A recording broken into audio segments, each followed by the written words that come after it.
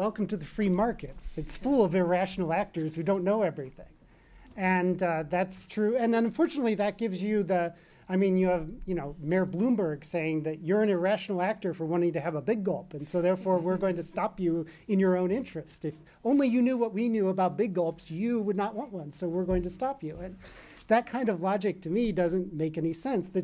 And it's not so much that colleges are a free market. They're not quite like a free market. They're a free marketplace of ideas in their ideal form. And so I want to be careful. A free market, people get to spend their money however they want, and they can purchase whatever education they want. And, you can go off and buy yourself a degree online and give yourself all A's and buy yourself a PhD. That would be a free market. Academia is not quite like that.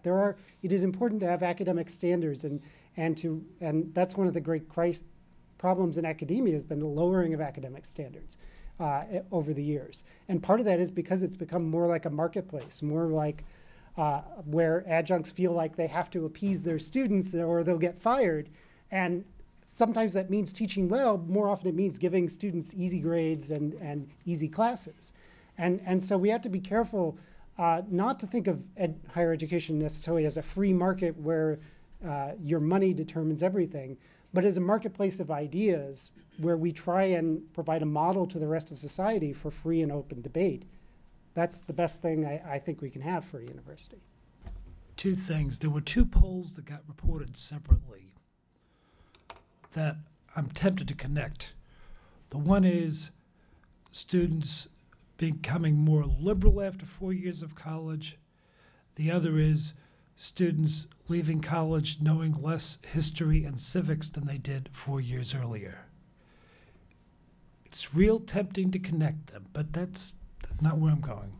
Just want to throw that out there. But it does get me back to this. What is the informational content?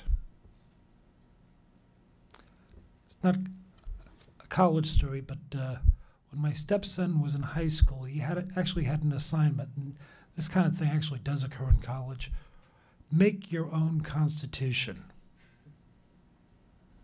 I said to him, why don't you cut and paste the original and see if anybody notices? He decided not to because he wanted to get at least a B on it, and that was probably a wise move. My basic question is that. What's the information content? That's where we keep finding the vacuum. Not everybody on the left is as knowledgeable as John.